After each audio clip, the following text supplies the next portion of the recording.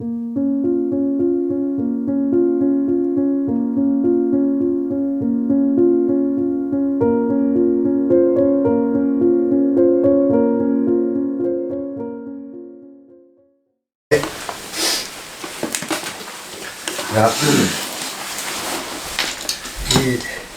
성경이 이제 신약 들어오니까 재미없죠. 오늘 또 산상수훈 마태 계속 맞춰봅시다. 이 산상수훈을 단계 가기가 좀 기니까요. 이거를 조금 정리를 해봅시다. 산상수훈을 보면은 몇 가지 예수님이 이제 말씀하신 게 사안이 되게 이제 정해지죠. 첫 번째가 너희는 이제 세상의 소금이 되라. 세상의 소금, 소금과 빛이 되라 그렇게 얘기를 하죠.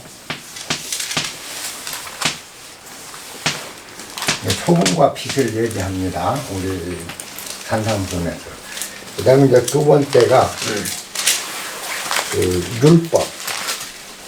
율법을 당신은 하나도 제하러 온 게 아니고 완전히 온전하게 율법을 만들기 위해서 왔다. 그러면서 너희가 천국에 들어가려면 바리새인이나 서기관보다 율법을 더 잘 지켜야 천국에 들어갈 수 있다. 그래서 일단 율법 준수를 천국에 들어갈 수 있는 조건으로 얘기를 합니다. 그리고 이제 세 번째가 성내지 말라, 노하지 말라.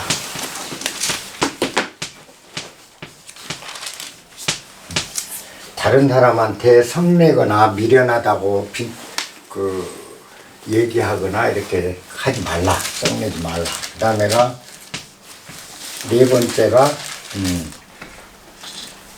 간음하지 말라 그랬습니다.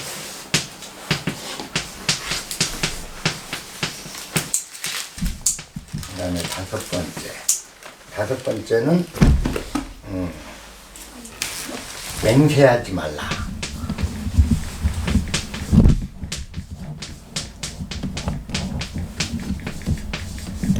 그 다음에 여섯 번째가 원수를 사랑하라 하죠.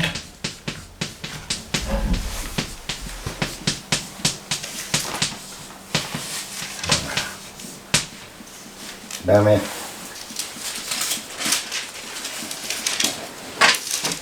이제 일곱 번째, 외식하지 마라.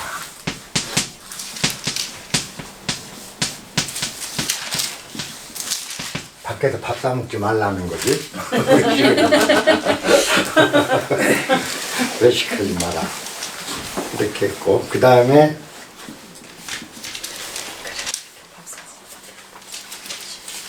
보물을 하늘에 쌓아놔라 그랬습니다. 보물을 하늘에 쌓아놔라. 7, 8번은 재산을 하늘에 쌓아라.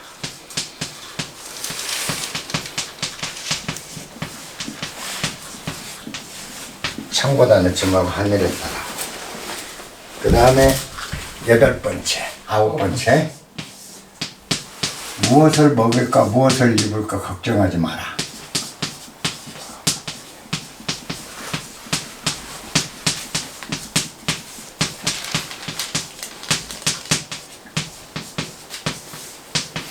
걱정 마라 그랬습니다. 그 다음에 이제 10번째가 좁은 문으로 들어가라 또 있죠. 이제 10번째 비판하지 마라. 남을 비판 마라.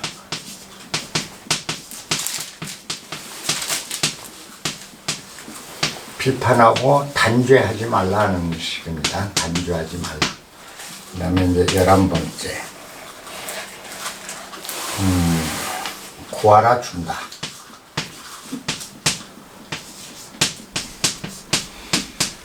주실 것이고 두드리면 열릴 거다 그렇게 얘기를 했고요. 그 다음에가 이제 12번째 적은 문으로 들어가라.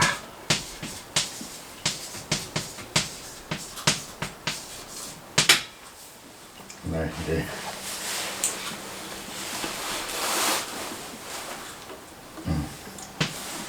13번째 믿음보다 행동이다.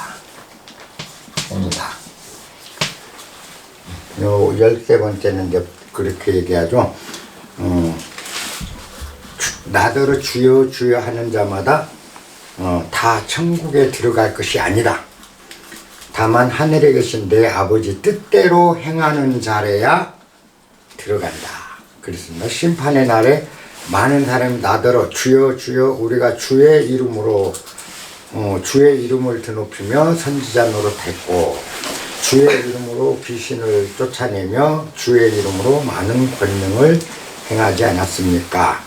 그렇게 얘기한데도 그때 내가 그들에게 밝혀 말하기를 내가 너희를 도무지 알지 못한다. 그렇게 얘기할 거다. 그러므로 이 말을 듣고 행하는 자는 그 집을 반석 위에 지은 지혜로운 사람 같다. 그래서 예수님 믿습니다 보다 가르침을 행하라. 이제 여기에서 보통 산상수훈이 되게 이제 13대목으로 됩니다. 근데 이전에 우리가 지난번에 할 때 이제 8가지 복을 예수님이 했죠. 마음이 가난한 자는 복이 있고, 마음이 정결한 자는 복이 있나니, 이런, 여기 이제 그런 게 복이 있다 해놓고, 나머지 이제 산상수훈에서 당이론적인 걸 얘기를 합니다. 그럼 한번 하나하나 뜯어봅시다.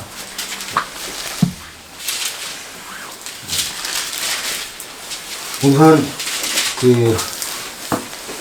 이 산상수훈에 들어갈 때 8가지 복의 첫째 마음이 가난할 것. 마음의 가난. 그죠? 복을. 그러면 복이 있다. 마음이 가난한 자는 복이 있는데 애통하는 자. 애통하는 자 복이 있다. 그랬고 온유한 자. 온유한 자 복이 있다. 그 다음에 의에 굶주린 자. 의를 구하고 있는 자. 여기 복이 있다. 그 다음에 긍휼히 여기는 자. 자비로움, 긍휼히 여기는 자 복이 있다. 마음이 청결한 자. 이거 마음이 가난한 거하고 약간 다릅니다. 마음이 청결한 자. 그 다음에가 화평하게 하는 자. 화평한 자. 그리고 마지막에 의를 위해 박해를 받은 자. 네? 박해받은 자.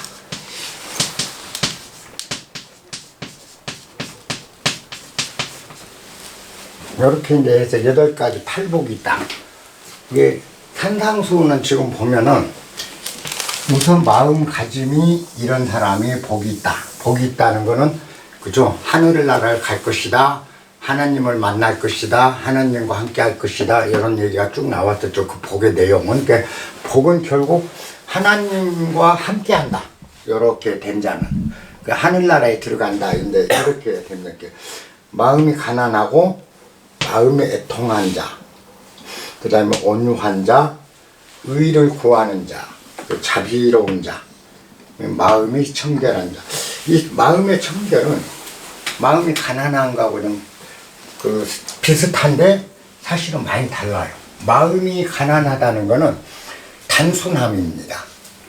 잡생각이 많이 있질 않은 거죠. 그 다음에 마음이 청결한 자라는 거는 한 가지의 마음이 하나에 집중될 수 있는 자예요. 그게 불교에서 이건 더 잘 설명을 하죠. 청정심이라는 것. 청정심이라는 건 마음이 하나로 모여 있는 상태. 이제 선정산매에 있는 하나로 모여있는 상태가 청결로 보거든요. 마음이 가난이다라는 거는, 가난은 단순함이고 잡생각을 덜하는 거고요. 이거는 하나에 집중할 수 있는 거예요. 그래서 기독교에서는 마음이 청결한 자를 뭐라고 그러냐면, 자기 생각은 없이 모든 걸 하나님과 예수님만 생각하는 자, 오직 자기 마음이 하나님과 예수님에게 가 있는 상태, 그거를 청결로 봐요. 이 마음의 청결함. 그러면 마음이 가난하다 한 거는 욕심이 적다, 욕심을 덜 갖는다로 이렇게 얘기를 합니다. 어쨌든 여기를 보면 우리가 이제 애통해 하는 자는 왜 이런 게 이제 복이 있는가라는 거죠. 애통이라는, 애통해 한다. 우리가 이제 이거는 가슴을 치면서 후회한다라는 뜻이 더 강해요. 그러니까 자기 가슴을 치면서 자기 잘못을 뉘우치고 반성하고 회개하는 자라는 뜻이 되고, 애통은. 뭐 온유한 자는 뭐 여러분들이 잘 알죠. 마음이 순하고 모든 걸 받아들일 수 있는 자. 의를 구하는 자는, 이거는 그 하나님 법, 자연법을 구하는 자고, 의를 위해 박해받는다. 요거는 여기서 의는 하나님이나 예수님을, 그 자연, 하나님과 예수님을 위해서 박해받는 자. 기독교에서는 그렇게 했는데, 이거는 그 뜻은 아니에요. 우리가 이제 인문학적으로는 예수님과 하나님만을 위해서 순교까지 한다. 순교하는 자, 이 얘기거든. 의를 위해 박해받는, 기독교에서 해석하는 건 예수님을 위해서 순교하는 사람이야. 그 사람 복이 있다. 이렇게 얘기하죠. 근데 우리가 인문학적으로 볼 때는 의를 위해 박해받는다는 거는 공의죠.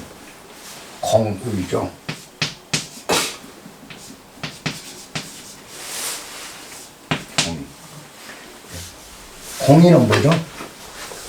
공공의 의, 공공의 의. 그러니까 우리가 얘기하는 공리죠, 공리.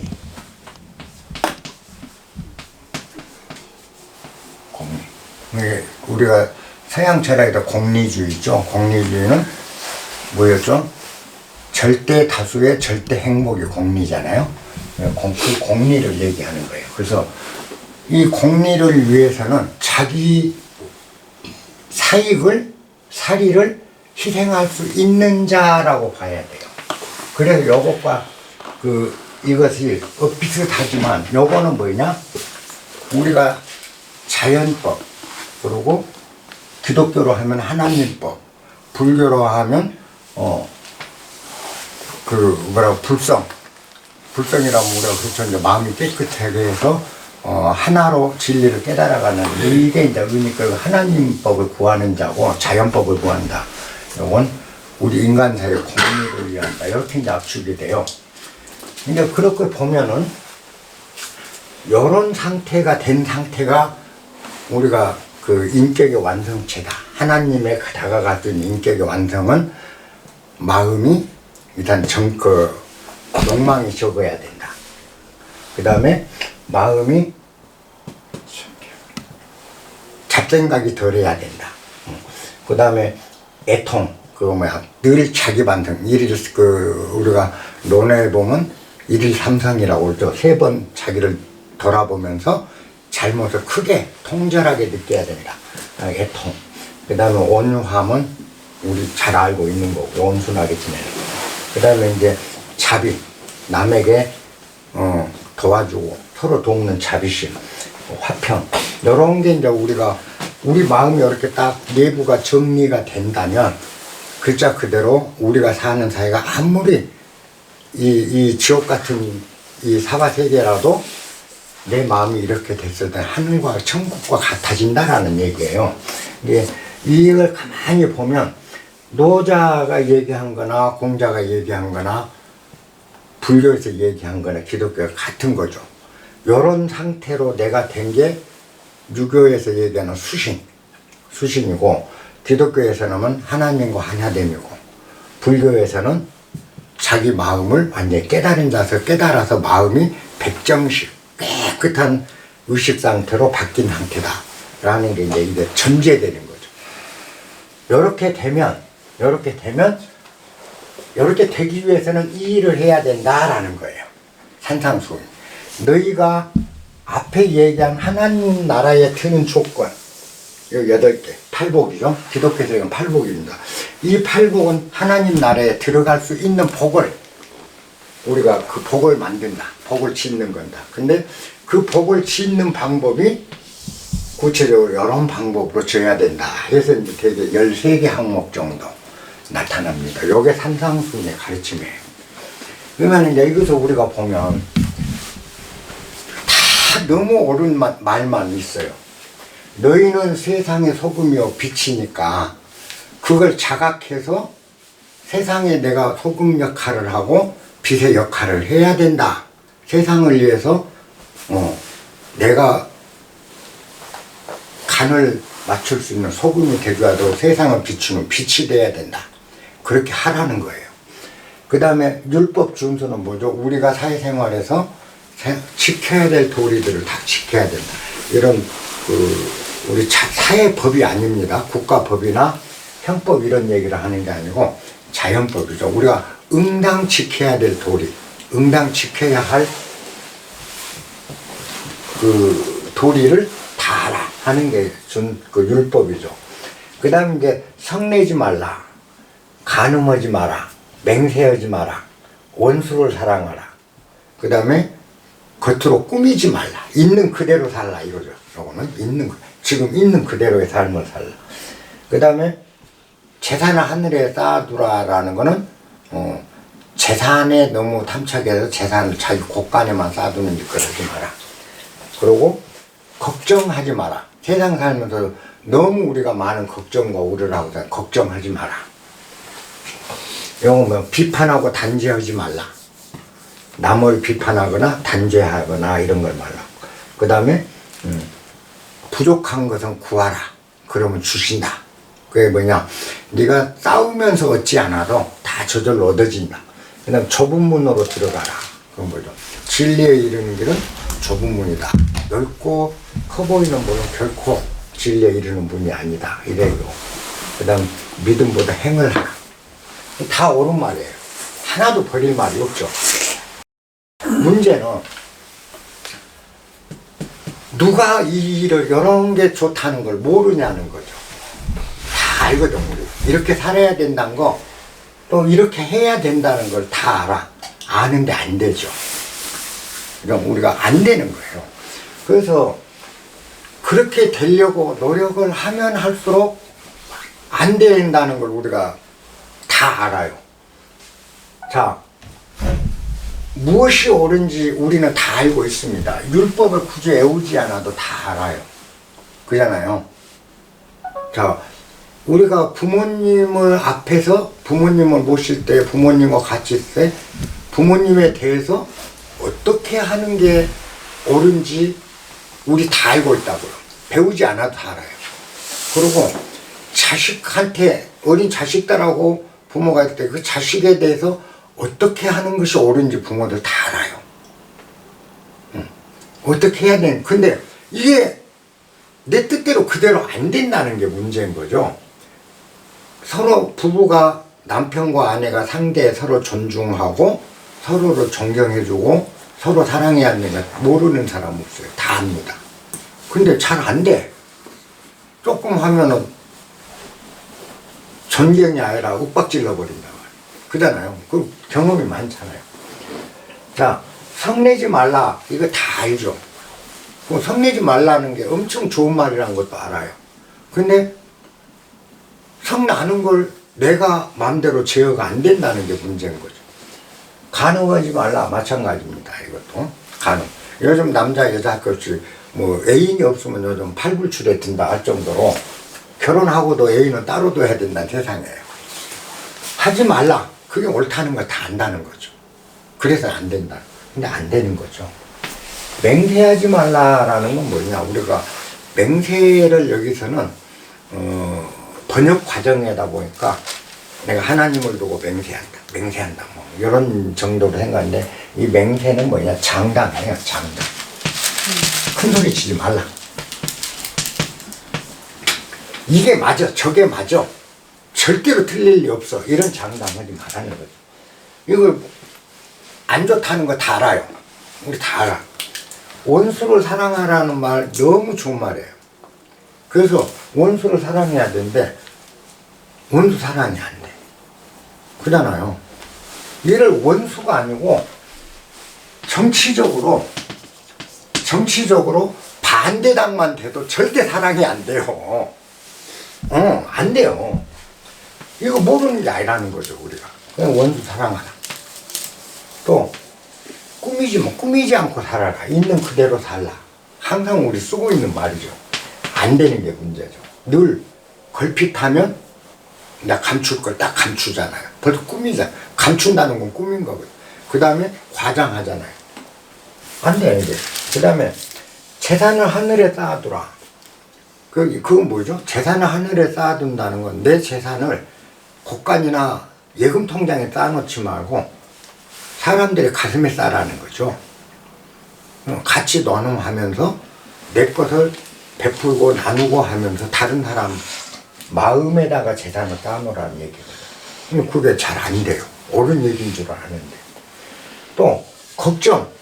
이런 걱정 저런 거 걱정 마라. 뭘 먹을까 뭐 이렇게 살다 보면 내가 굶어 죽는 거 아니야? 나중에 집도 없어지고 뭐 내가 아파도 병원 갈 돈도 없고 일이 되는 거 아니야?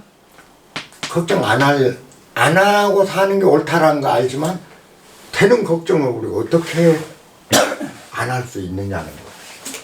그 다음에 비판하지 마라. 요거는 우리가 친신명에서 많이 다뤘죠. 비판하지 말라는 건 잣대죠. 잣대 싸움 하지 마라. 내 안에 잣대로 탈을 재고 있는 행위거든. 그런데 자, 구하라. 네가 필요한 걸 쌓아놓을 게 아니라 그때그때 구하면 하나님이 주신다.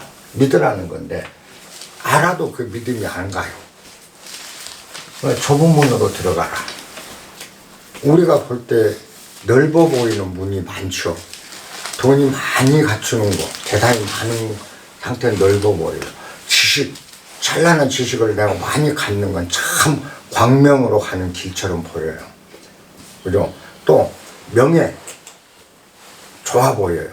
언제나 좋아 보이고 넓어 보이는 길은 하늘나라로 이르는 길이 아니고 우리가 보면 깨재재하고 작고 못나고 하는 이런 길들은 길 같지 않아. 너무 협착해서 아무도 안 가려고 하는 길이죠. 그러니까 좁은 문으로 가라. 넓고 밝게 보이는 길은 멸망으로 이르는 길이다. 요 뒷말이 그렇잖아요. 근데 다 알아요. 좋아 보이고 위대해 보이고 높아 보이고 현명해 보이고 우리가 항상 추앙하고 바람직하다고 보는 방향들이 결코 평온으로 이끌지 않다는 거 알아요. 근데 그래도 어쩐지 그 길을 가고 싶은 우리 마음을 우리가 어찌 할 수가 없다라는 거죠. 그 다음 이제 이거죠. 믿음보다 행. 그죠? 근데 행동은 어렵고 믿기는 쉬워요. 근데 믿음이라는 것도 결국은 진실한 믿음이 아니라 억지로 믿는 척하는 믿음이 돼버리는 거죠. 진짜 믿는다면 행도 저절로 나오고 모든 게 다 해결이 돼요. 그래서 이런 게 이제 우리가 얘기할 때 이렇게 살아라 라고 해요. 교회 가도 그렇게 가르쳐요. 주위에서도 그렇게 얘기해요. 성인들 뭐 할 것이 모든 분들이 이런 좋은 말을 많이 펼쳐놓는다고요. 근데 막상 우리한테 우리가 그걸 행하려고 하면 안 돼. 안 될 때 우리는 어떡하죠? 나는 그게 안 된단 말이야. 안 되니까 좌절을 겪게 되죠. 좌절. 그리고 이상하게 남들은 이게 좋은 말하고 따르는 것 같은데 꼭 나는 안 돼. 그러니까 남들은 저래야 좋은 생각을 하는데 나는 왜 안 되지?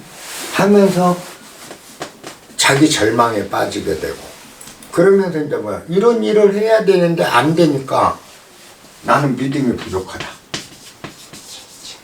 당신 믿음이 부족해서 이런 게 안 되는 게야.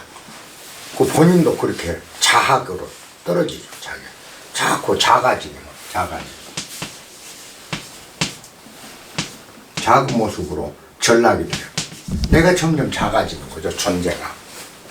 근데 진짜 존재가 작아지면은 그냥 관계없는데 작아진다는 느낌만 갖게 되는 거죠. 정말 작아지는 게 아니라 나는 계속 큰 상태로 있어. 그러면서 작아진다는 느낌이 자꾸 자기를 괴롭히게 돼요. 그잖아요. 그럼 우리가 기죽은 인생이 돼간다고. 요 문제가 저도 평생을 풀어야 될 숙제가 이런 거더라고요.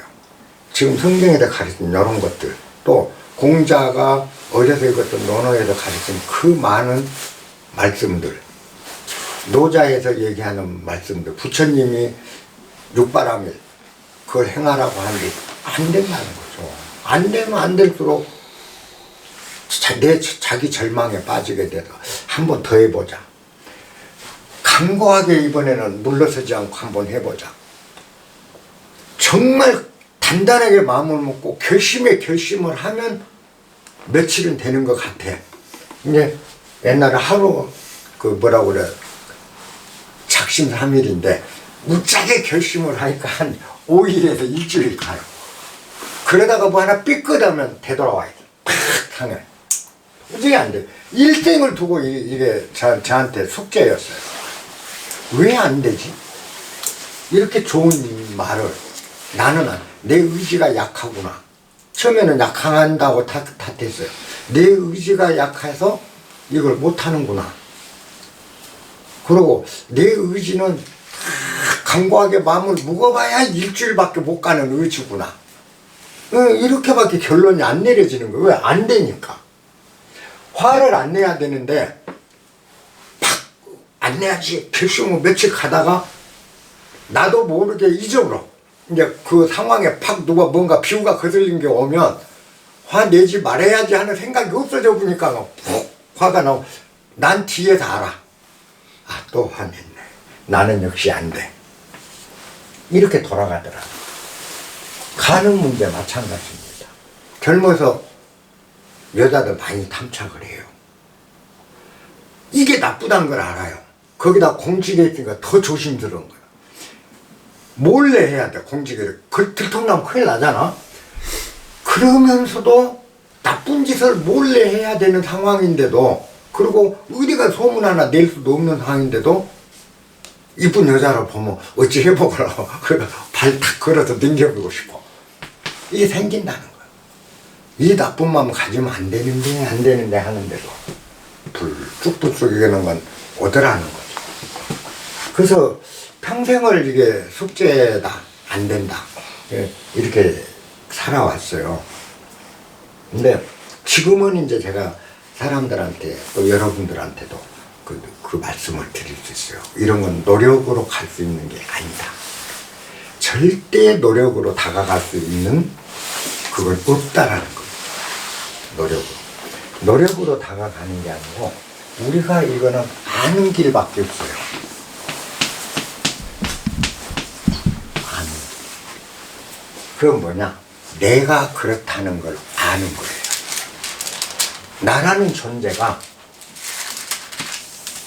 세상의 소금이라는 걸 알아야 돼. 깨달아야 돼. 그잖아요. 그러면 우리는 세상의 소금이요 빛이요 그러면 벌써 항상 아까 넓고 찬란해 보이는 길을 생각한다고. 그러니까 세상의 소금은 온 세상의 양념 노릇을 내가 다 해야 된다고 착각을 해요. 세상의 소금이 되라 하니까, 세상의 빛이 되라 하니까 온 세상을 다 비치려고 그래요. 밝고 넓은 길을 찾아간다고. 근데 여기서 뭐라고 그래요? 좁은 문으로 가라고. 이건 뭐냐면 소금이라는 거는, 내가 소금이라는 걸 자각한다는 건 뭐죠? 나는 이렇게 작고 못나고 맨날 이런 걸 다 어기고 이런 걸 강고한 의지로 가려고 해도 가지 못하는 나약하기 짝이 없는, 정말 나약하고 보잘것없고 비리비리하고 뭐 하나 단단하게 가지 못하는 나라는 이 존재, 이 존재가 그래도 내 각시한테는 듬직한 소금이요 빛이요, 내 아이한테는 믿음직한 아버지요, 응? 정말 그 아이가 필요로 할 때 딱 소금 맛을 내주는 아버지요, 그죠? 그 아이가 필요할 때 등불이 돼주는 아버지다라는 거죠.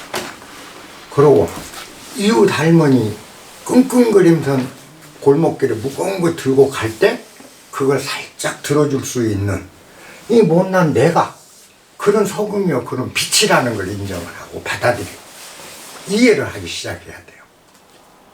이 소금과 빛은 큰 걸 생각하면 안 돼요. 좁은 문이에요. 무조건. 그렇게 되는 것이 보세요. 내가 골목길에서 할아버지가 지팡이를 짚고 꼬부랑거리면서 등에 무거운 걸 쥐고 손에 들고 가면 그거 하나 들어줄 수 있는 소금이잖아요. 그죠? 근데 그럴 수 있는 나라면 시장 골목에서 어떤 사람이 넘어져 쓰러져 있을 때 넘어질 때 일으켜줄 수 있는 나라는 거죠. 그죠? 그리고 또 어디의 상황에 가서든 내가 어떤 상황에서는 그 자리에서 작은 나로서 할 수 있는 일을 한다는 거죠. 이게 소금이고 빛이에요. 근데 우리는 뭐냐? 이 소금이요. 너희는 소금이 되고 빛이 되라 그러니까 세상을 다 구하는 소금이 돼야 된다고 생각하니까 지 옆은 못 봐. 정말 자기 옆을 못 봐요. 그래서 정작 필요로 하는 곳에는 아무 소금을 못해. 소금노를 못하고 쫙 멀리다 소금을 뿌리려고 그래. 그러니까 내 옆에 간을 쳐주지 못하고 옆에 등불이 못 되는 빛이 저쪽에 빛이 돼준다고 우리는 생각하면은 그건 뭐죠? 옆은 비추지 못하고 여기를 비추고 있다면 이 사람이 진정한 소금 역할을 하고 있는가라는 거죠. 요게 뭐냐? 우리가 얘기할 사회운동들이에요. 제가 사회운동이나 이런 거 참 가치 없이 보는 이유가 그거예요. 거창한 운동은, 거창한 개혁은 반드시 부작용이 온다. 왜? 옆을 못 본다는 거죠. 내 옆에. 그래서 내가 세상의 소금이라는 걸 자각하면 요건 저절로 돼요. 노력으로 되는 게 아니라 우리가 할 수 있는 일 하는 거예요. 각자가 할 수 있는 일. 그잖아. 더 뭐가 있어요. 각자 할 수 있는 일. 그러면 내가 살아가고 소금이란 거 알고 또 옆 사람에게도 그게 바로 빛과 소금이란다. 내 자녀들에게, 후배들에게 이렇게 해서 각자가 각자 주변에 빛이 되고 소금이 돼서 작은 힘들 이렇게 살아가면 나라에 아무 일 없어요. 이 나라 살림에 싸울 일도 없고 큰 일이 안 생겨요. 모두가 그렇게 돼버려요. 근데 뭐냐, 여긴 놔두고 저기만 막 하려고 하다 보니까 여기는 온통 엉망진창이 되죠.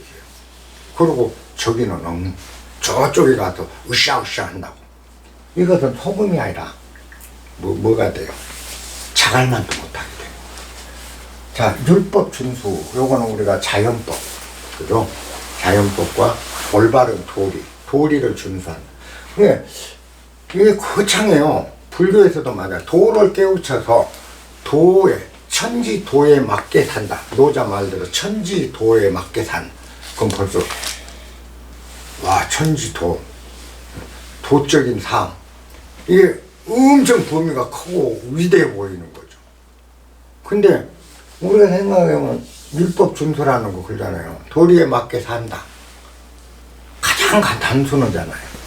그럼 우리가 도리가 뭐냐, 도가 뭐냐라는 거죠. 도가. 도를 깨우치기 전에는 도가 엄청나게 대단한 걸로 생각되죠. 근데 정말 깨닫고 보면 도라는 건 도 아닌 게 없는 거예요. 이게 전체가 도인 거죠. 그러니까 내 주변에 율법이 이 세상을 아름답게 만드는, 그리고 세상에 해독이 안 되는 일을 해야 된다. 항상 우리는 이걸 겁나 크게 보기 시작하는 거죠. 이런 사안들을. 그러니까 안 돼요. 근데 어지러진 마당을 빗자루 한번 깨끗이 쓸어놓고 보면 집이 깨끗하잖아요. 이게 청결 아닌가요? 그치? 세상을 아름답게 만드는 거는 뭐죠? 화단에 잔디밭에 떨어진 휴지 하나 줍는 게 세상을 아름답게 하는 거예요.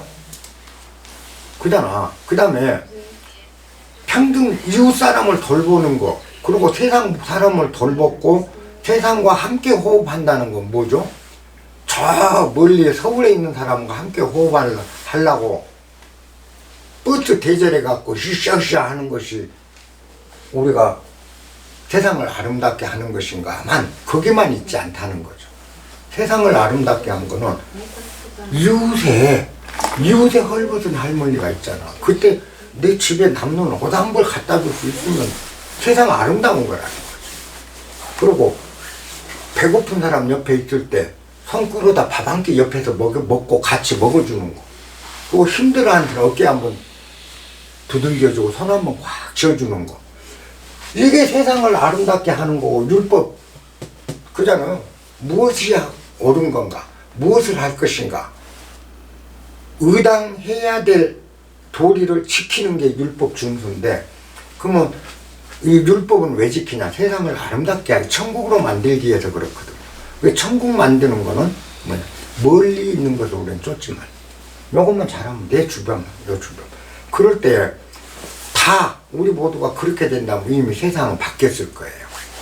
그런데 고대부터 지금까지 안 바뀐 이유가 이 율법 준수, 자연법, 질서 이러면은 멀리 것을 먼저 생각한다는 거야. 우리가 내 주변 항상 팽개쳐.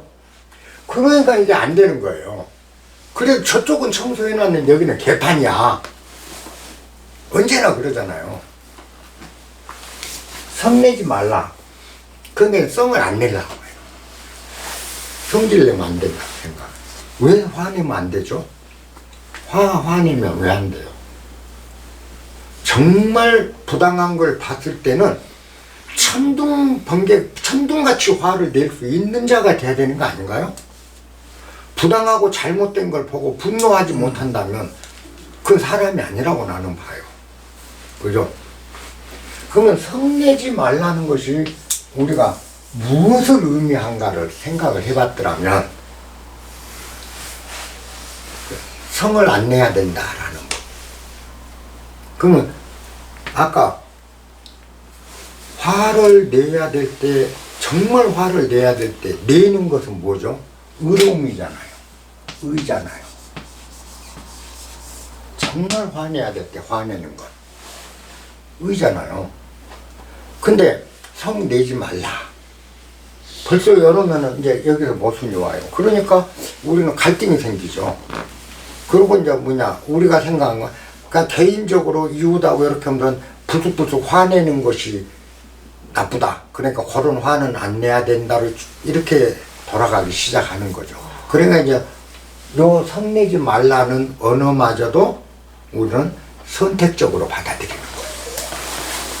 근데 그렇게 돼버리는 거예요. 선택적 성내지 말라가 되기 시작하는 거예요. 근데 여기서 얘기하는 성내지 말라, 우리가 화내는 게 왜 그렇게 나쁘게만 보느냐. 성을 내지 말라는 거는, 여러분들 성내지 말라는 건 화가 나빠서 성내지 말라는 게 아니에요. 화가 나빠서.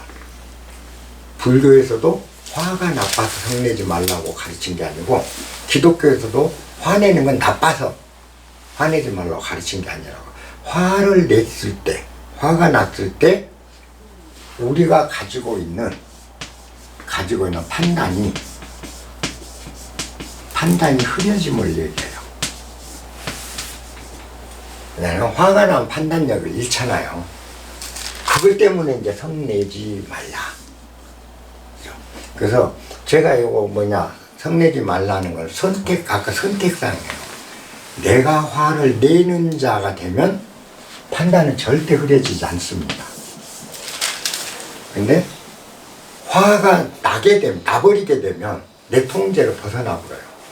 그러니까 내 통제를 벗어나 보니까 정확한 판단이 안 나오고. 그러니까 내가 의도적으로 화를 냈을 때는 다 판단을 해서 할 수 있어. 통제가 가능한 화인데 통제가 안 되는 거죠. 화가 났을 때. 그래서 성 내지 말라.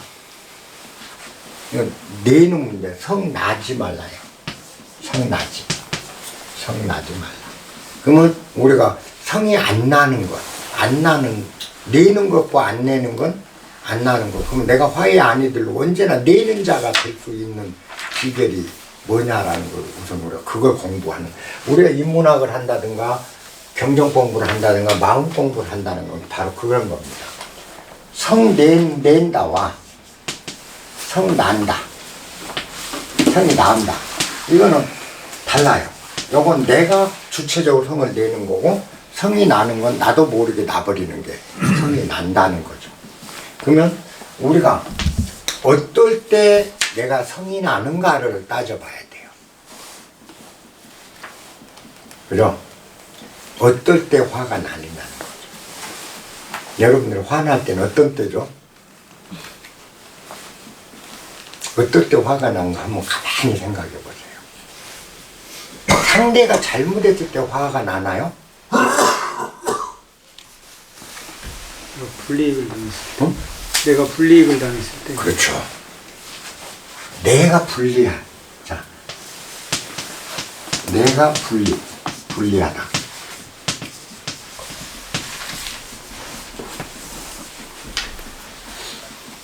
어떤 형태로든지 내가 궁지로 몰리게 되면 화가 나요. 우리가 화가 나. 근데 우리는 어떻게 알고 있냐? 누명을 쓰거나 억울한 일을 당하거나 억울하면 화가 난다라고 착각을 한다고요. 근데 화의 속성은 억울하면 눈물이 나는 것이지 화가 나는 게 아니에요. 정말 억울하든 이 화가 난다는 건 내가 뭔가에 약점이 노출될 때, 그럴 때 화가 나는 법이에요. 그러니까 내가 감추고 싶거나 내가 약점이 밖으로 노출이 안 돼야 되는데 그게 노출이 되면 내 의사와 달리 화가 나게 돼요. 요게 뭐냐면 본능이에요. 우리 본능. 생존 본능에 비롯된다. 내 약점이, 허약함이 상대에게 노출되면 내 생명을 지켜갈 수 없어요. 그잖아요. 그러면 내 생명을, 약점을 감추는 그 순간에, 생명이 위협받는 그 순간에 약점을 감출 수 있는 유일한 방법이 뭐죠? 아드레날린 폭발시키는 게. 그잖아요. 아드레날린 폭발돼서 싸워야 되는 거예요. 그러니까 자기 의지와 관계없이 불리한 상황에 몰리게 되면, 그리고 약점이 노출되면 안에서 아드레날린이 먼저 폭발을 해요. 내 화내게. 그게 화가 난다는 형태로 밖으로 외부로 나타나요. 여기 심리학에서 정확하게 짚고 있고, 그 다음에 호르몬 관계에서 짚어낸 화의 속성이에요. 그러니까 화가 나버리는 건 뭐냐? 내가 화를 낸다만 할 것도 없이 먼저 아드레날린이 폭발을 한다고요, 안에서. 그러니까 화나면, 화가 났더니 얼굴이 벌개지면서 확 올라오잖아요. 그 이유가 우리의 생존 본능이 작동해서 내가 불리할 때 화가 일어나게 된다는 거죠.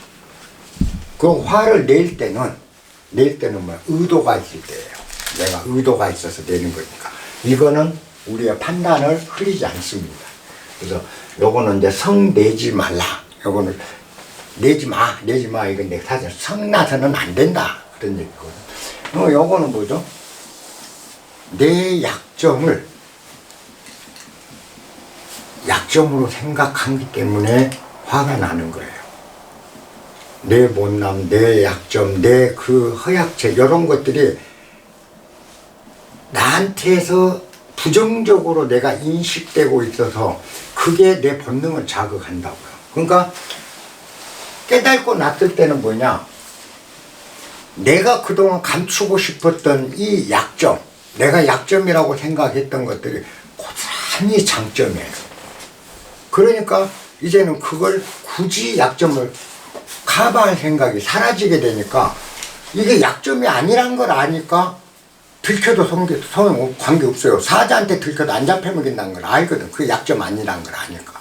그러니까 이제는 뭐 아드레날린 분비가 안 돼요. 그래서 이 성냄을 우리가 스스로 성나는 거는 나도 모르게 성이 나버리는 건 뭐냐? 이 화의 속성은 바로 내 약점 때문이다. 내가 그걸 약점으로 여기고 있기 때문에 화가 나기 시작합니다. 약점이 상대에게 잡히면 우리가 그 원시 시대에 지금 이런 시대하고 다르죠. 우리 인간이 태초에 이 자연 속에서 투쟁 속에서 진화하면서 생존해 와서 지금까지 살아남았기 때문에 현재 인류가 있잖아요.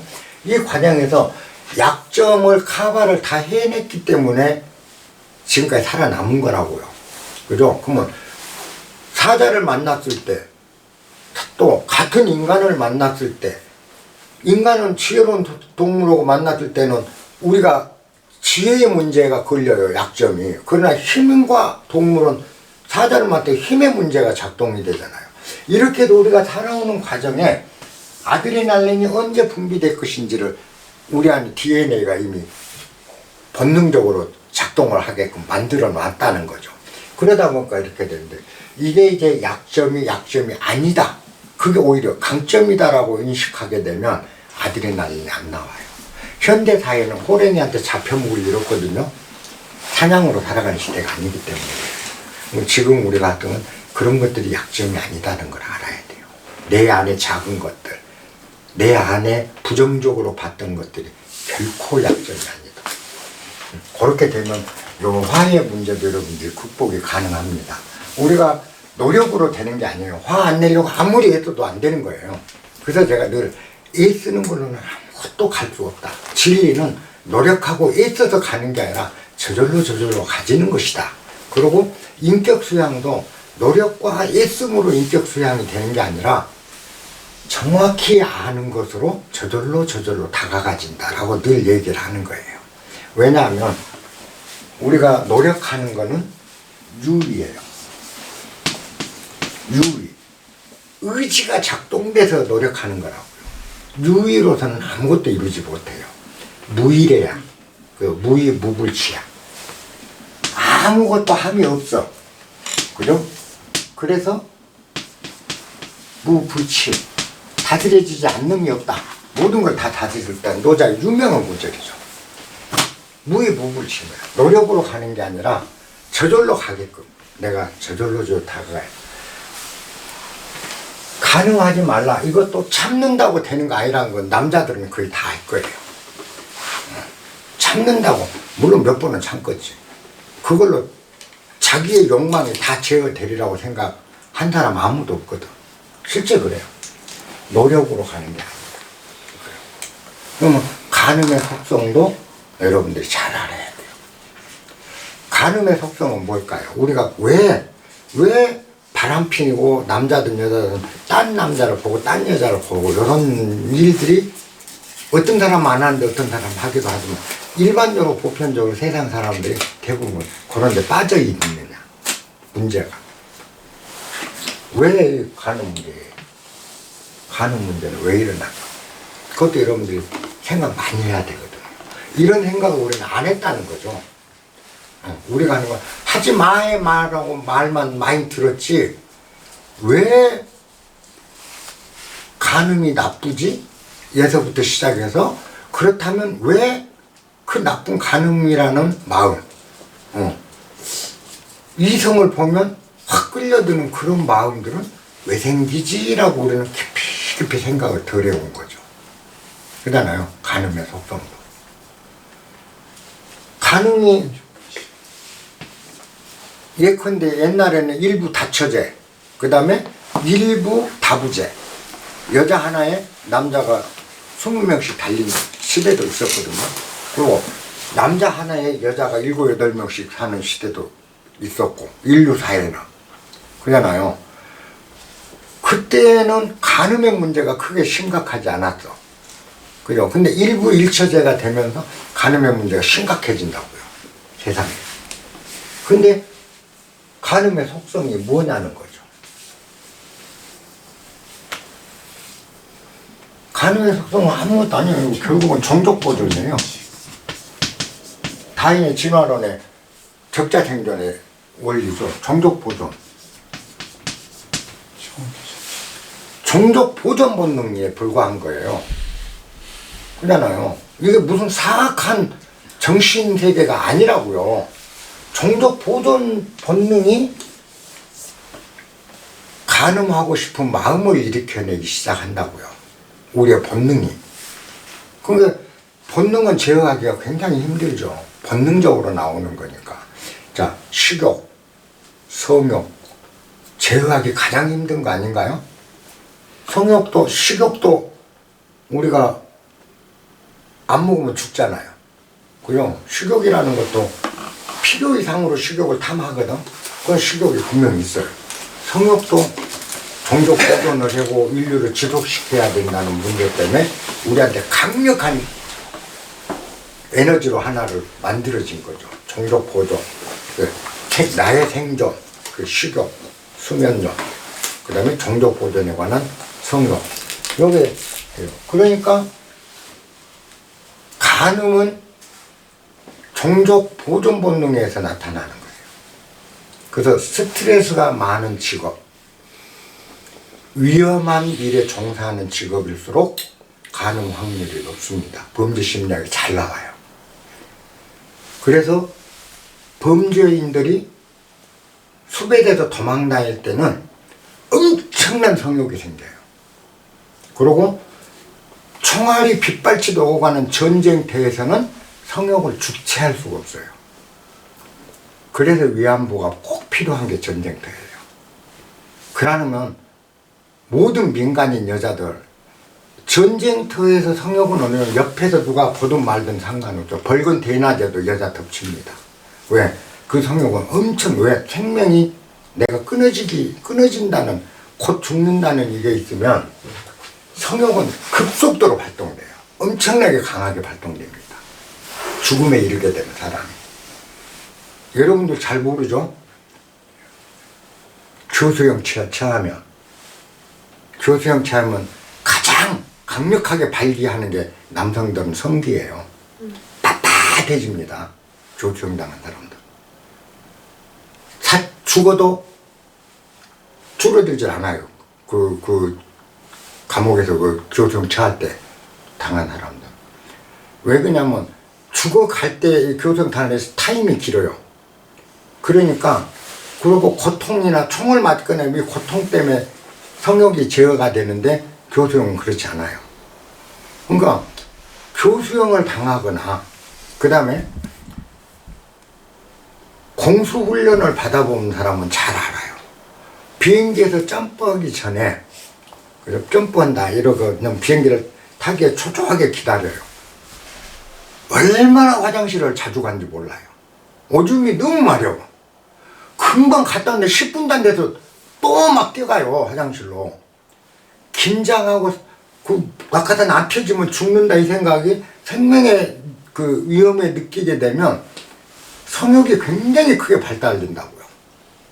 근데 고도로 긴장 상태, 전쟁 때 총을 막 쏘고 그럴 때는 성욕을 못 느끼거든요. 딱 끝나면 성욕.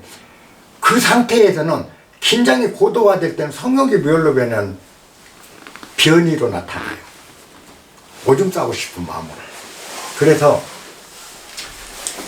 요 성욕을 제어할 수 있는 거는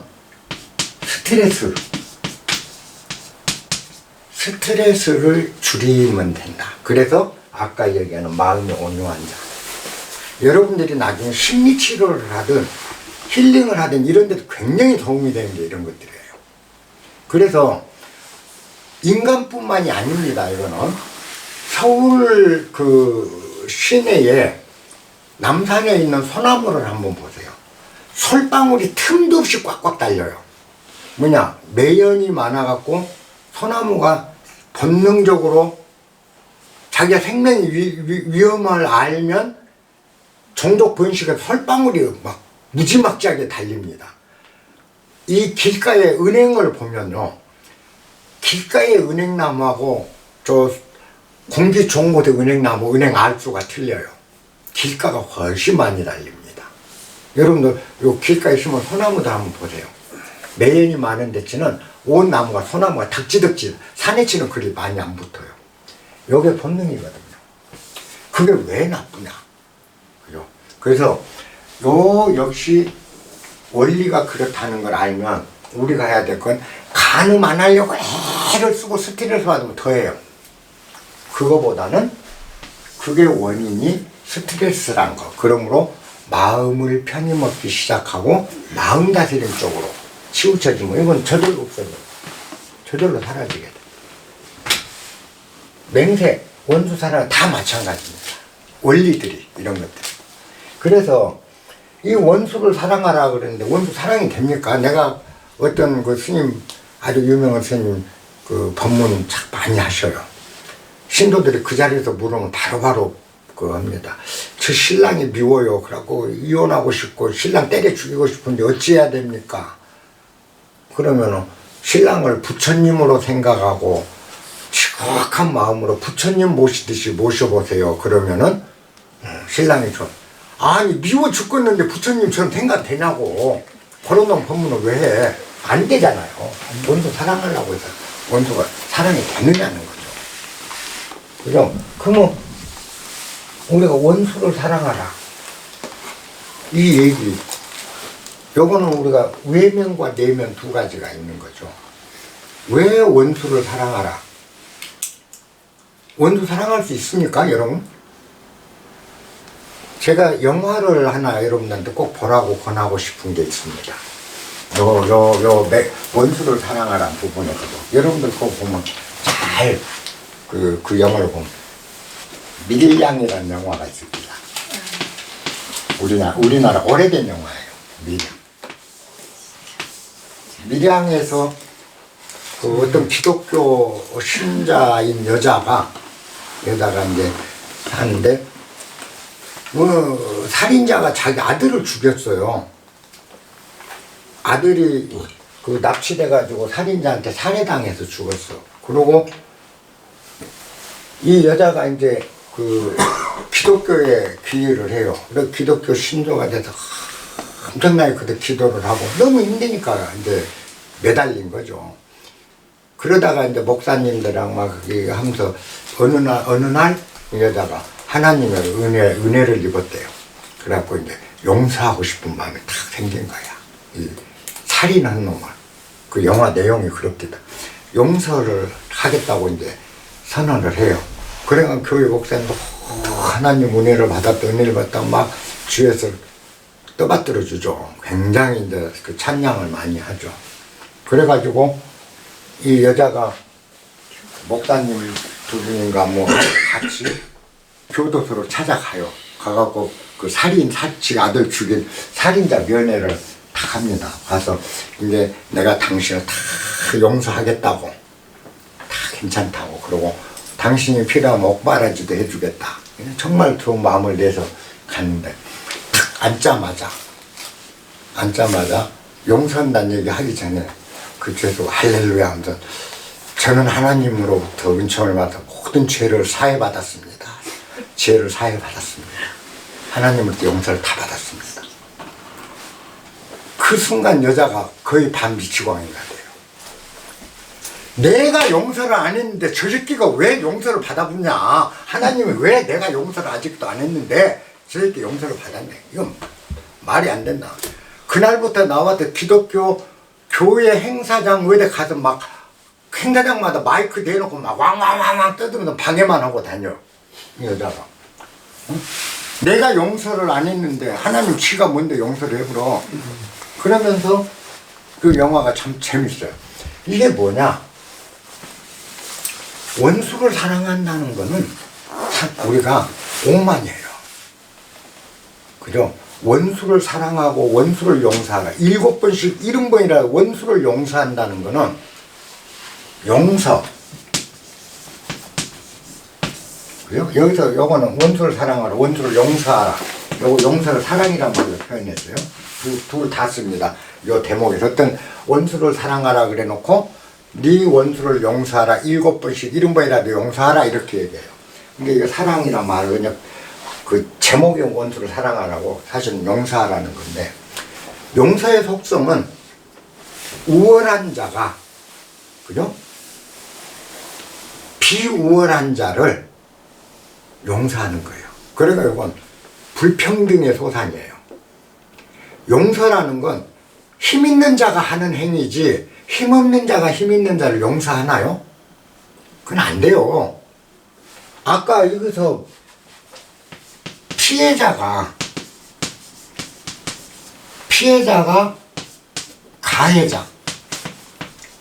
가해자를 용서하는 거거든. 가해자는 이제 피해를 입고 나면 가해자는 항상 숨어 살아야 되고 도망자가 돼야 되고 감옥살이를 해야 돼요. 그럼 여기 이제 얽매여서 아무것도 할 수 없는 무력하기 짝이 없는 인간으로 전락. 그래서 피해자가 그때는 갑이 되는 거예요. 그러니까 우월한 자만이 행사할 수 있는 게 용서라는 속성이죠. 용서가. 근데 내가 우월하지 않은데 상대보다 우월한 용서가 되냐고요. 용서 안 되는 법이잖아요. 그래도 용서가 안 되는 거예요. 그리고 우월한 자가 용서한다는 건 용서가 아니고 일종의 오만, 노자 형식을 빌려보면 오만이 되는 거죠. 그래서 이 부분도 잘 안 되는 거예요. 원수를 사랑한다는 부분. 그 속성을 하는 거예요.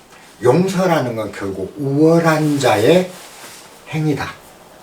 가진 자의 너그러움이라는 거죠. 쌀독에서 인심 난다고. 내가 쌀독이 텅텅 비어있으면 인심이 안 나와요. 너그러움이 나올 수가 없어요. 그래서 이거는 가진 자만이 전유물이에요. 근데 우리 못 가진 사람들 많잖아요. 약하잖아요. 우리 서민들. 거기다 대고 용서하라고 우리 평소에 어렵다라는 거죠. 그래서 용서라는 건 바로 가진 자의 전유물이라는 걸 우리가 인식해 주는 거. 심리학적인 문제가 되면 여러 문제들이 해결이 돼요. 하나씩.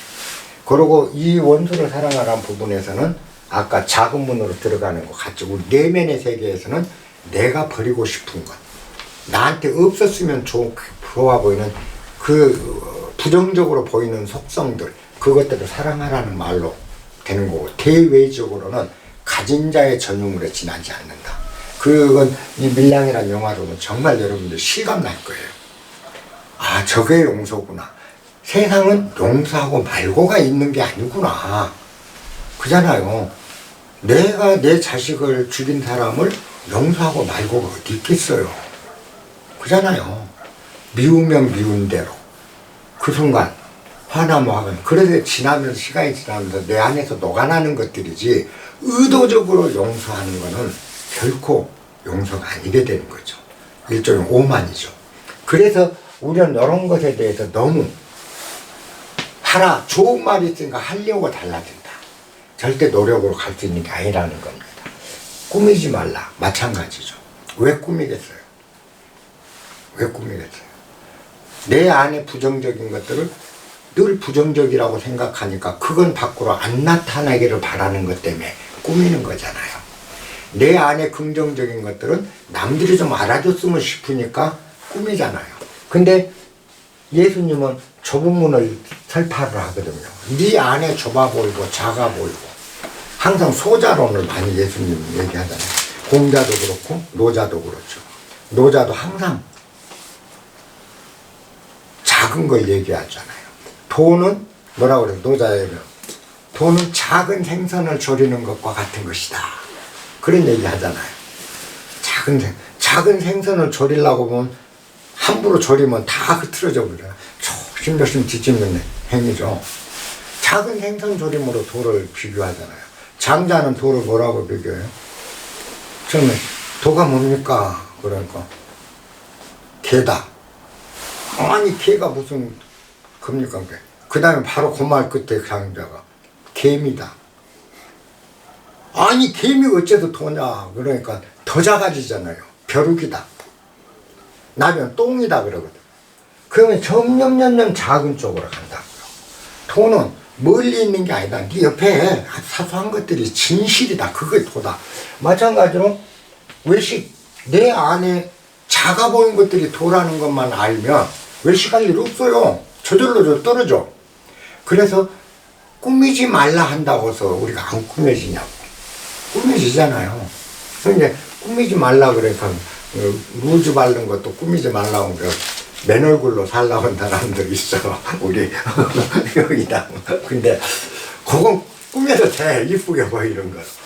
우리가 볼 때 외식하지 말라도 그런 속성이라는 거 알면 저절로 노력 없이 갈 수 있는 겁니다.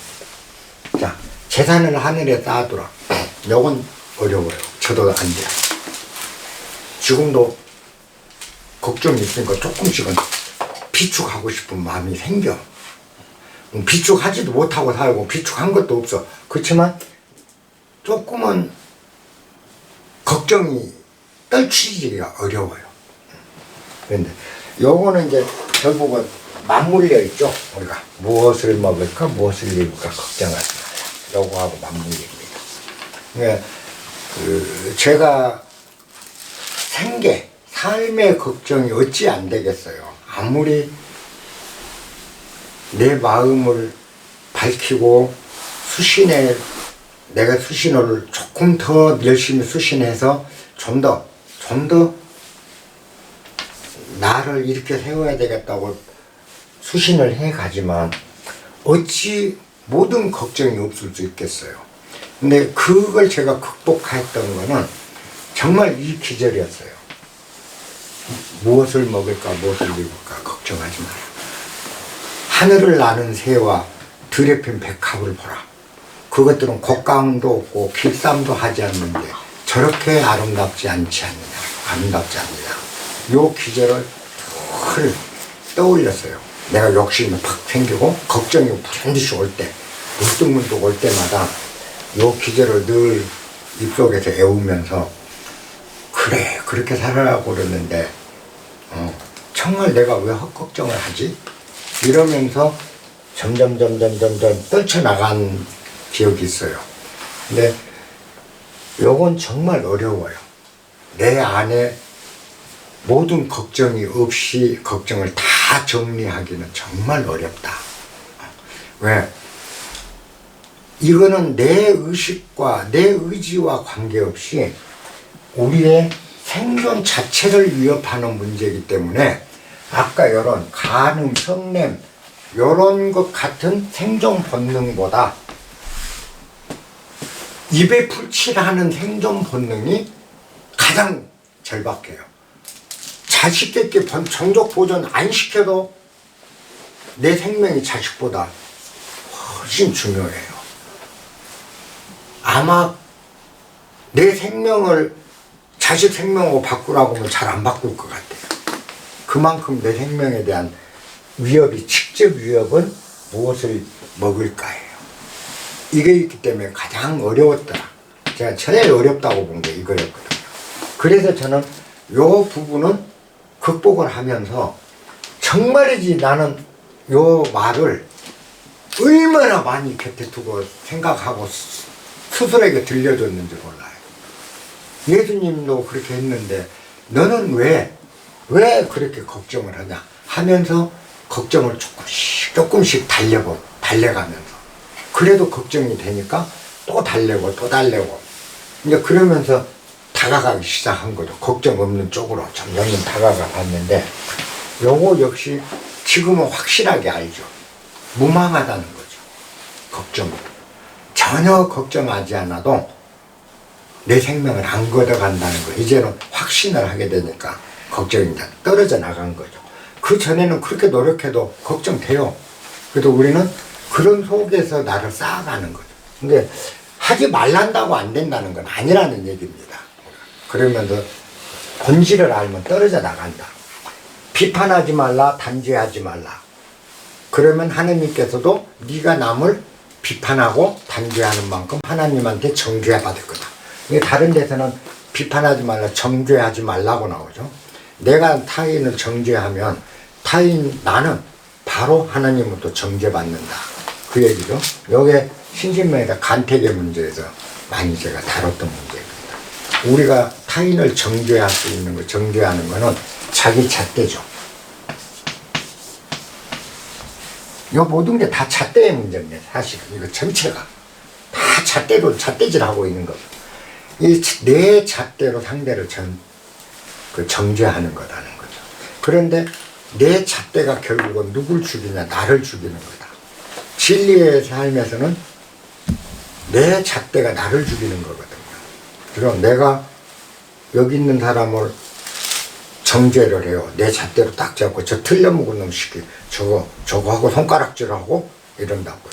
그렇게 됐을 때 내 인품은 뭐가 되느냐는 거죠. 내 인품은 훌륭해지느냐 떡이 되느냐. 완전히 개떡 되거든요. 내가 남을 정죄한다.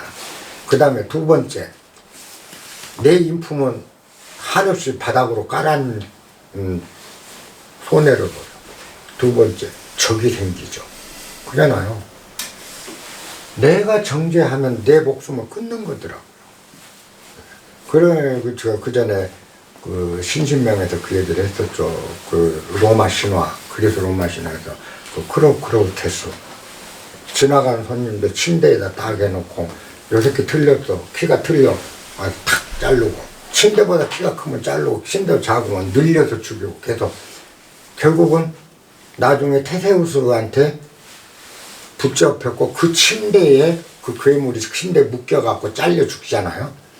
그럼 자기 잣대가 자기를 죽이는 행위라는 걸 알게 돼버리면 그 잣대가 얼마나 무섭게 나를 죽이고 있다라는 것만 인식하면 요거 역시 단죄 안 해요. 그 나중에는 좋아 괜찮아 그냥 하세요. 그렇게 삽시다. 이렇게 되면 단죄 안 해요. 문제가 해결돼. 그러니까 구하라 주실 것이라는 거 아까 요거하고 같습니다. 알고 나면 언제나 주고 있다는 걸 알거든요. 우리 그저께인가 양파 심으러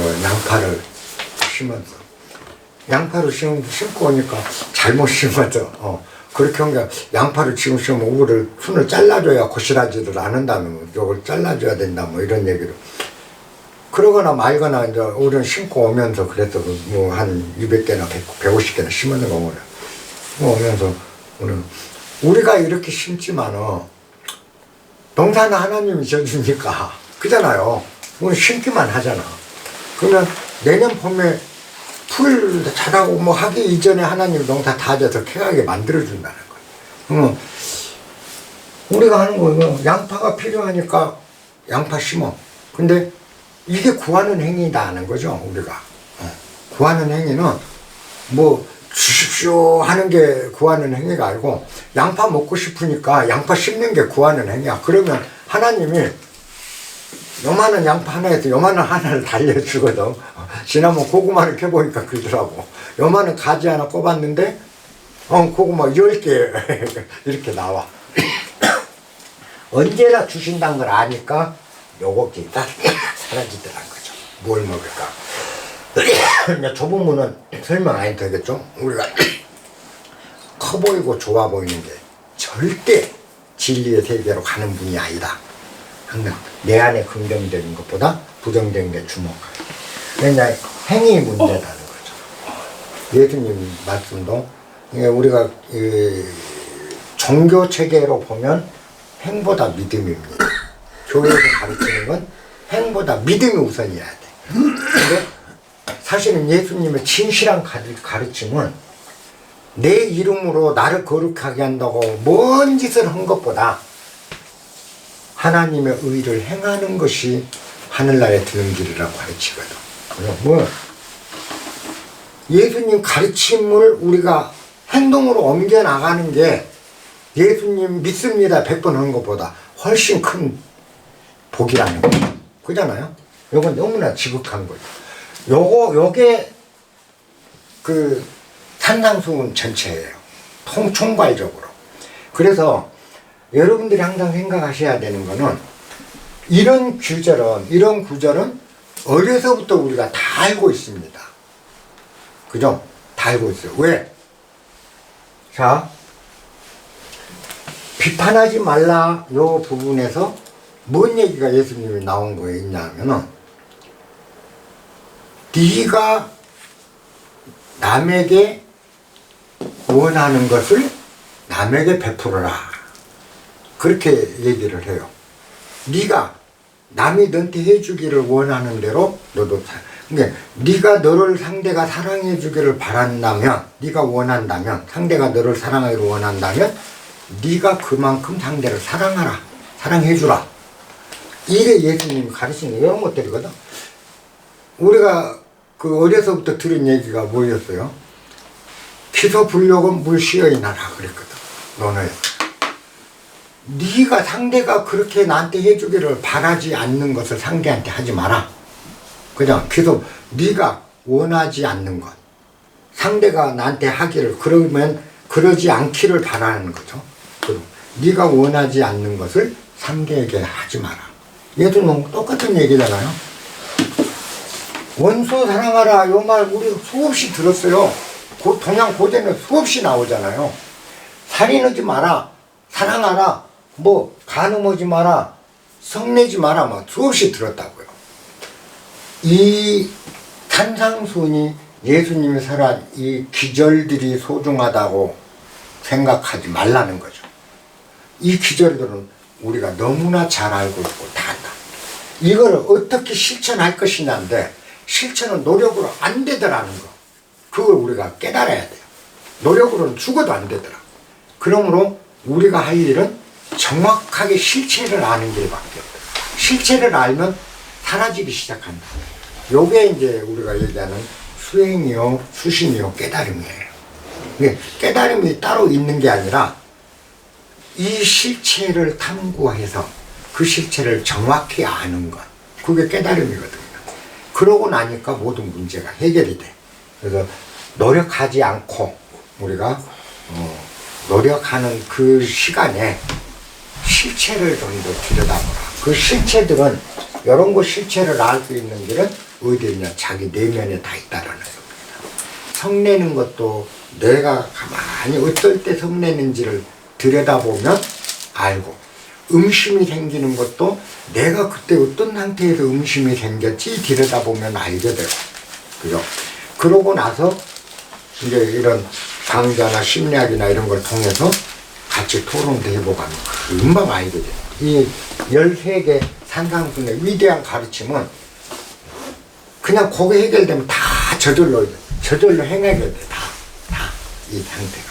예, 여러분들 그렇게 해서 노력하려고 하지 말고, 여러분들이 이제 이런 것들 산상순을 읽다가도 읽으시면서도 이런 게 되는데 참 좋은 말이다 하고 넘어가셔도 안 되고요. 또 이거 나는 해도 안 돼 라고 생각해서도 안 되고, 이게 안 되는데 안 되는 이유는 그것이 무엇인지를 내가 정확히 몰라서 그런다더라. 그러니 이제는 한번 따져보겠다 생각해서 세상의 소금이라는 할 때 세상의 소금이라는 게 뭔가? 그럼 우리는 여기 있는 뭐 다 이미 세상의 소금이잖아요. 집에 각시한테, 서방한테 다 여러분들 소금이 이미 소금이잖아요. 빛이잖아요. 아이들한테. 그동안 우리 아이들은 뭐죠? 부모의 소금이 돼 있잖아요. 아이들은 찬란한 빛이잖아요. 그죠? 우리는 아이들을 보고 빛을 발견하고 있잖아요. 그럼 아이들 자체가 이미 빛이잖아. 그럼 이미 하고 있잖아. 그러면 내가 그런 소금이구나. 그러니까 이제는 뭐요? 저기에 멀리서 비추려고 안 하고 내가 이미 소금이구나 하니까 아버지한테, 딸한테, 옆에 있는 사람한테 그저 아기자기하게 소금 노릇하면서 이게 점점 동심은 커져가는 거죠. 세상으로 빛이 넓어져가요. 여러분 끝난 거예요. 아까 율법 준수라는 것도 굳이 뭘 준수하려고 할 게 없다, 그런 게 아니다. 오늘 여기서 마치겠습니다. 감사합니다.